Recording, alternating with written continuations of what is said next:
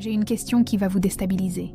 Et si tout ce que l'on vous a appris sur la solitude était un mensonge total? On vous fait croire qu'être seul est synonyme d'échec, de vide à combler, d'une attente douloureuse que quelqu'un vienne enfin vous sauver ou vous valider. C'est une erreur de perspective qui coûte votre paix intérieure. Mais laissez-moi vous révéler une vérité que les sages connaissent depuis des millénaires. La solitude n'est pas l'absence, c'est la présence la plus radicale et la plus puissante qui soit. C'est le chemin le plus rapide pour déverrouiller la force, la conscience et l'amour que vous cherchez désespérément à l'extérieur. C'est votre billet pour une liberté que l'univers social ne vous donnera jamais.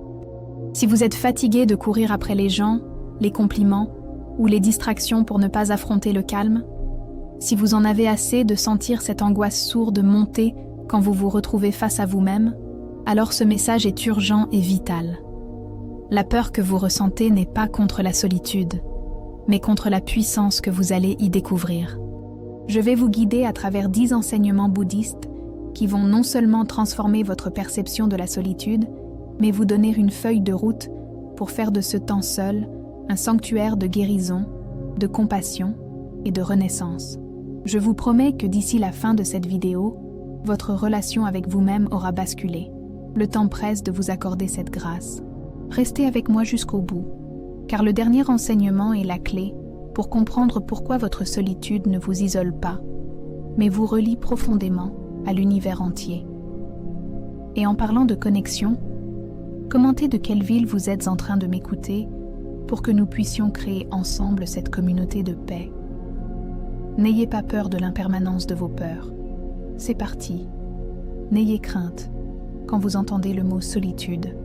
Souvent, notre esprit le teinte d'un sentiment d'absence, n'est-ce pas?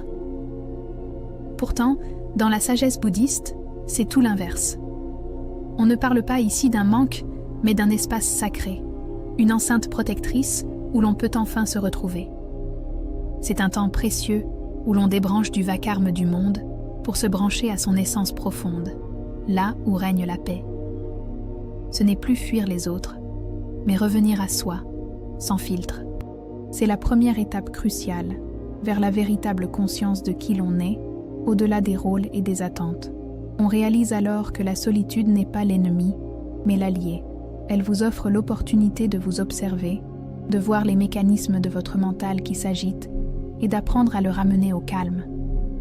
Vous commencez à vous apercevoir que l'agitation extérieure n'est qu'un pâle reflet de l'agitation intérieure. Avant d'aller plus loin dans ce voyage de redécouverte, faites une pause d'1 seconde. Si le chemin vers la paix intérieure vous appelle, je vous invite à vous abonner à la chaîne. C'est un pas simple pour recevoir régulièrement cette nourriture spirituelle si essentielle. Le moine en vous sait que l'existence est faite d'impermanence, que tout passe. La solitude est l'école où l'on apprend cette leçon, sans les distractions qui nous font croire que quelque chose d'extérieur pourrait nous combler définitivement. Elle vous apprend à ne plus vous accrocher. C'est une danse subtile. On ne s'isole pas par misanthropie, mais par compassion pour soi-même.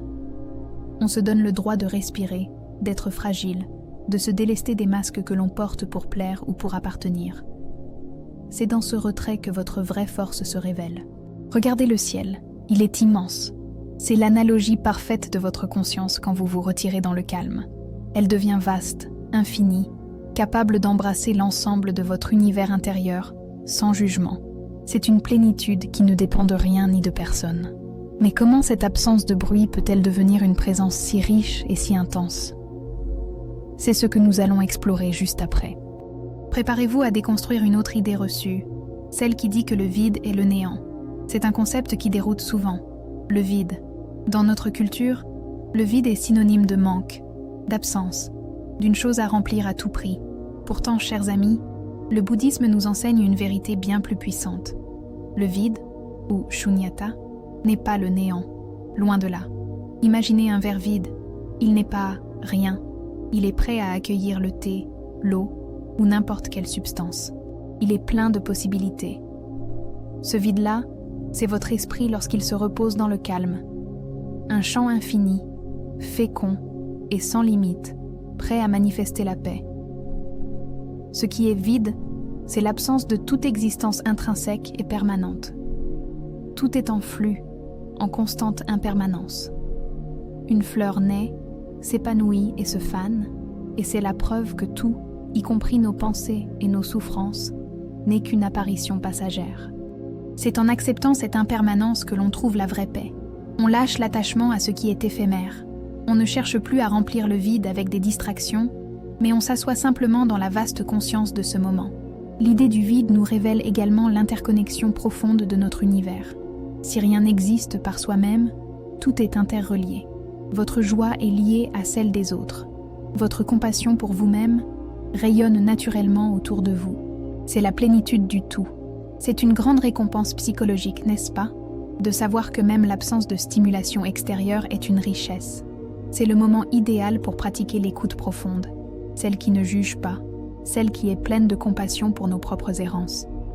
Ce moment de calme et de vacuité est l'essence de la méditation. S'asseoir, c'est revenir à cette conscience que l'on n'a besoin de rien d'autre que de sa propre présence. C'est la porte d'entrée pour se connecter à l'immensité de l'univers qui nous habite. Mais souvent, ce silence fait peur. La peur s'installe quand le mental s'agite et confond ce vide magnifique avec l'abandon. Alors, comment se libérer de cette angoisse qui nous pousse à fuir le calme de la solitude? C'est ce que nous allons voir tout de suite. Il y a une différence fondamentale entre la solitude et l'isolement. L'isolement est une contrainte, souvent subie, une absence d'amour que l'on ressent de l'extérieur. La solitude, elle, est un choix, un sanctuaire de paix que l'on se construit. Ce qui crée la peur, c'est le mental qui s'emballe. Le mental déteste le silence, car le silence l'oblige à cesser son bavardage incessant. Il confond le calme avec l'abandon, le vide avec une menace existentielle, car sa survie repose sur l'agitation et la validation extérieure. Il crie « Tu es seul, tu es en danger ». Mais écoutez plutôt votre cœur, ce lieu de conscience tranquille. Lui, il ne voit pas une absence. Il y voit un retour à la source, un moment où l'on peut enfin déployer une compassion infinie envers soi-même. Le cœur ne juge pas la solitude. Il l'accueille comme le repos du guerrier. Pour que plus de personnes découvrent ce trésor intérieur, n'hésitez pas à aimer cette vidéo. Ce simple clic permet à cet enseignement sur l'impermanence de la peur de voyager et d'aider d'autres âmes. C'est un acte de compassion simple, mais puissant. C'est dans ces moments de retrait que l'on réalise que la peur de la solitude n'est qu'une illusion de l'univers mental. Elle est une simple pensée qui surgit et, comme toutes les pensées, elle est sans substance, sans permanence. Dès qu'on l'observe avec calme, elle se dissipe. Pour pratiquer, voici une analogie simple. Lorsque la peur frappe, imaginez que vous êtes une montagne. La peur est le nuage qui passe. La montagne ne s'agite pas, elle reste ancrée dans sa propre paix. Sa conscience est immuable face à l'impermanence du nuage. Cette pratique de l'ancrage est un véritable refuge intérieur. Elle vous permet de comprendre que votre valeur n'est pas à l'extérieur, mais qu'elle réside, complète et intacte, dans cet univers que vous êtes. Vous êtes suffisante, ici et maintenant. Alors, si la peur de la solitude est une illusion du mental, comment ce silence, que le mental redoute tant, peut-il devenir notre plus grande source de guérison? Nous allons plonger dans le pouvoir du silence intérieur. Nous sommes conditionnés à croire que le bruit est synonyme de vie, d'activité, de progrès. Mais la sagesse nous dit le contraire. Lorsque le vacarme du monde s'éteint, les notifications, les conversations, les obligations, c'est là que le véritable travail commence, dans un calme profond. Le silence n'est pas seulement l'absence de son, c'est l'écoute de la symphonie intérieure, celle que l'on n'entend jamais d'ordinaire, car elle est trop subtile. C'est là que votre conscience se révèle, non comme une pensée, mais comme une présence, une immense paix sous-jacente. Ce silence est une véritable médecine pour l'esprit et le corps. Quand l'esprit cesse de courir après les pensées, le passé, le futur, le jugement, le système nerveux se détend. C'est un acte de compassion envers votre propre corps, qui est constamment sous tension dans notre univers moderne. Imaginez une eau trouble. Tant qu'elle est agitée, vous ne voyez rien. Mais dès qu'elle est laissée au calme, les sédiments se déposent et la clarté se révèle. Ce dépôt, c'est l'impermanence de vos pensées. La clarté, c'est la sagesse pure. Le moine en nous sait que la vérité ne se trouve pas dans les livres, mais dans cette clarté silencieuse. C'est en elle que se révèlent les solutions aux problèmes, les réponses aux grandes questions, sans effort, sans lutte. C'est le secret de la paix profonde. C'est pour cela que la méditation dans le calme est cruciale. Elle nous apprend à distinguer le bruit, le mental qui juge, du murmure, l'intuition profonde. Ce murmure est votre véritable guide, votre boussole intérieure pleine de compassion et de conscience. Plus vous honorez ce silence, plus vous ancrez votre être dans l'impermanence joyeuse du moment présent. Vous ne fuyez plus, vous habitez.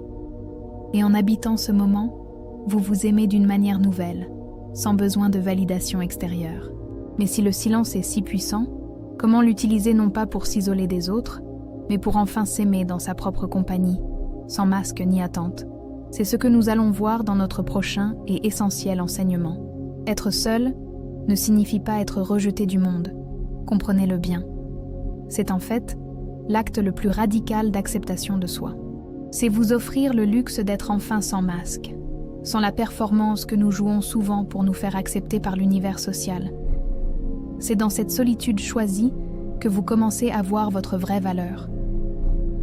Quand il n'y a plus personne pour vous donner une note, vous réalisez que votre essence n'a pas de prix. C'est une immense paix qui s'installe, car l'effort de se conformer s'arrête. S'aimer dans sa propre compagnie, c'est pratiquer la compassion envers toutes les parties de soi, la partie joyeuse, mais aussi la partie fragile, la partie qui doute. On arrête de repousser ce qui est inconfortable. On l'accueille avec un calme infini. Vous êtes-vous déjà surprise à vous parler avec plus de douceur quand vous êtes seul que lorsque vous êtes avec d'autres? C'est ce moment de vérité que je vous invite à honorer. Commentez la parole « amour-propre » si vous ressentez la puissance de cet enseignement. Ce n'est pas de l'égoïsme, c'est de l'intelligence spirituelle. Comment voulez-vous offrir une véritable compassion aux autres si vous n'êtes pas en paix avec vous-même? Vous devenez un vase vide, capable de recevoir et de donner sans vous épuiser. La solitude devient le miroir où l'on observe l'impermanence de nos humeurs et de nos émotions. Elles passent comme des nuages. Vous n'êtes pas ces émotions. Vous êtes la vaste conscience qui les observe, ancrée dans un calme inébranlable. C'est le moment où l'on cesse de chercher la validation de son existence dans le regard des autres. On se rend compte que l'univers entier est déjà en soi. Vous êtes entière. La solitude est le terrain d'entraînement où cette vérité est vécue et non simplement pensée. Et si l'on vous disait que pour s'aimer ainsi, il faut se reconnecter à une force souvent mal comprise dans notre monde, une énergie de douceur et de lenteur. Quelle est cette force qui permet une renaissance intérieure si puissante? Découvrons-le maintenant. Notre société valorise souvent l'énergie masculine, l'action, la rapidité, la compétition, le fait d'aller vers l'extérieur.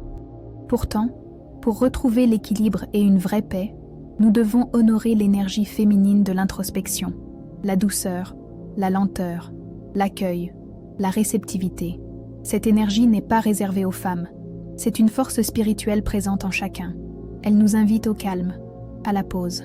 Elle nous demande de ralentir, non pas pour être inefficace, mais pour être conscient et présent à chaque pas, à chaque souffle.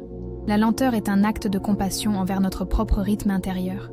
C'est accepter que tout ne peut pas être forcé, que certaines choses, comme la floraison de la sagesse, nécessitent du temps et un espace de silence. C'est l'essence même de l'impermanence vécue. C'est dans cet espace de réceptivité que vous vous ouvrez à l'univers des possibilités. Vous cessez d'essayer de faire et vous commencez à être. Vous devenez comme le sol fertile qui reçoit la pluie. En silence, en douceur, il absorbe ce qui est nécessaire pour nourrir la vie. Ce retour à soi est une renaissance. Le moine sait que la force tranquille est supérieure à l'agitation bruyante. Cette force réside dans la capacité à être pleinement présent à ce qui est, sans réaction immédiate, en restant ancré dans une profonde paix intérieure. C'est là que l'on comprend que la vulnérabilité n'est pas une faiblesse, mais une porte d'entrée vers l'authenticité et une conscience accrue. On s'autorise à ne pas être parfaite, à se décharger du poids des attentes, et c'est un soulagement immense. Plus vous cultivez cette douceur intérieure, plus votre calme devient contagieux pour l'extérieur. Vous devenez un îlot de paix dans l'océan de l'agitation. C'est la preuve que le retrait conscient ne vous sépare pas du monde. Il vous y ancre plus profondément.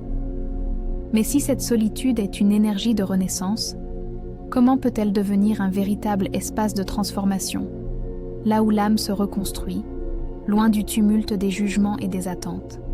C'est ce que nous allons décortiquer tout de suite. Chaque instant que vous choisissez de passer seul, en pleine conscience, n'est pas un temps perdu. C'est une occasion en or, une opportunité de transformation radicale. La solitude consciente agit comme un creuset, où l'ancien se dissout pour que le nouveau puisse émerger. C'est dans le calme du retrait que les fragments de votre être, dispersés par les exigences de l'univers extérieur, peuvent se recoller. L'âme a besoin de paix pour se reconstruire, loin des bruits qui masquent ses véritables besoins et ses blessures non guéries. Imaginez une forêt après un incendie. Pour que la vie reprenne, le sol a besoin de silence, de repos, de la compassion du temps. Votre esprit est pareil. C'est en cessant d'agir et de réagir que la régénération, libre de toute impermanence futile, peut se faire en profondeur. Cette renaissance est la découverte que vous êtes votre propre meilleur refuge. Vous réalisez que vous avez en vous toutes les ressources pour vous guérir, vous aimer et vous guider. C'est la fin de la dépendance, le début d'une souveraineté intérieure immense. Le secret est de ne pas fuir l'inconfort qui peut surgir dans ce silence. Ce sont souvent les émotions refoulées, les peurs anciennes qui remontent. Accueillez-les avec une conscience bienveillante, comme des visiteurs qui ne font que passer. C'est dans l'acceptation de l'impermanence de ces états d'âme que vous trouvez la véritable paix. Vous n'êtes pas vos souffrances, vous êtes l'espace silencieux qui les contient. Et cet espace, votre univers intérieur, est indestructible. C'est le chemin du bodhisattva. On apprend à se donner de la compassion sans réserve pour pouvoir ensuite la rayonner naturellement vers les autres. Quand vous êtes en paix avec votre propre histoire, vous devenez une source inépuisable pour le monde. Mais pour que cette renaissance soit complète, il y a un dernier et crucial besoin à lâcher. Si vous vous reconstruisez en étant entière, pourquoi auriez-vous encore besoin de la validation de l'extérieur ? Découvrons le pouvoir de ce lâcher-prise essentiel. Ce besoin constant d'être vu, reconnu, approuvé par les autres, c'est le grand piège de l'ego. Il nous pousse à chercher à l'extérieur ce qui ne peut être trouvé qu'à l'intérieur. Lâcher cette quête, c'est embrasser une liberté et une paix inestimables. La solitude consciente est l'école où l'on déconstruit cette dépendance. Vous réalisez que l'amour, l'attention et la reconnaissance que vous cherchiez désespérément chez autrui, vous avez le pouvoir de vous les offrir à vous-même, sans condition, avec un calme absolu. C'est un acte de profonde compassion envers votre enfant intérieur. Au lieu d'attendre que quelqu'un d'autre vous voie, vous vous donnez vous-même cette conscience totale, ce regard aimant qui dit « Je te vois, tu es suffisante, et je t'accepte tel que tu es ». Avez-vous remarqué à quel point cela allège votre charge mentale ? L'énergie que vous dépensiez à essayer de plaire peut désormais être investie dans votre propre épanouissement. Commentez la phrase « Je suis suffisante » pour affirmer cette vérité en vous. Quand vous cessez de chercher la validation, vous acceptez l'impermanence de toutes les relations. Les gens peuvent partir, changer ou vous juger, mais votre valeur intrinsèque, votre univers intérieur, reste ancré et inébranlable. C'est ça, la vraie sécurité. Ce lâcher-prise ne vous rend pas indifférente aux autres. Au contraire, une fois que votre propre vase est plein, vous pouvez interagir avec le monde par choix et non par besoin, avec générosité et sans attente de retour. C'est la plus belle forme de compassion. C'est un chemin de non-attachement.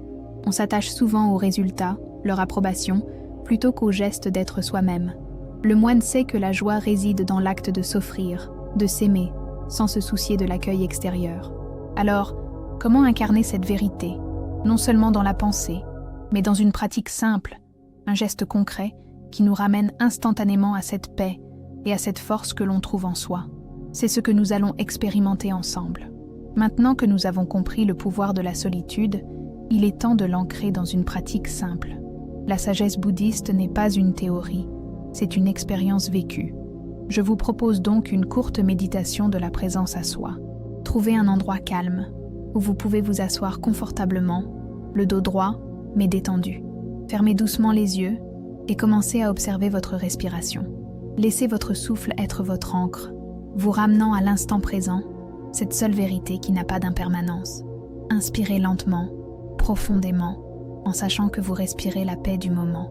Expirez doucement, en relâchant toutes les tensions et toutes les attentes que vous portez. Chaque souffle est une occasion de revenir à l'immensité de votre propre univers. Maintenant, avec une conscience totale, posez une main sur votre cœur. Sentez la chaleur, le rythme de votre propre vie. C'est un geste d'autoparentage, un rappel que vous êtes là pour vous-même, avec une compassion infinie. Intérieurement, dites-vous, avec la plus grande sincérité, « Je suis ici et c'est suffisant ». Répétez cette phrase simple plusieurs fois, en la laissant résonner dans chaque cellule de votre corps. Accueillez cette vérité sans la juger. Cet acte d'affirmation dans le calme est un antidote puissant à la peur et au besoin de validation. Il vous rappelle que votre valeur n'est pas à gagner, elle est intrinsèque. C'est le secret pour habiter pleinement votre solitude, non comme un vide, mais comme une plénitude. Plus vous pratiquez cela, plus vous développez une conscience de vous-même qui ne dépend d'aucune circonstance extérieure. Cette vérité est la seule à ne connaître aucune impermanence. Elle est votre socle, votre rocher de paix inébranlable. C'est en cultivant cette présence à soi, cette compassion silencieuse, que l'on retrouve sa force originelle. Mais quelle est cette force qui émerge de la paix? Et comment la solitude consciente peut-elle nous relier plutôt que nous isoler? La réponse est dans notre conclusion.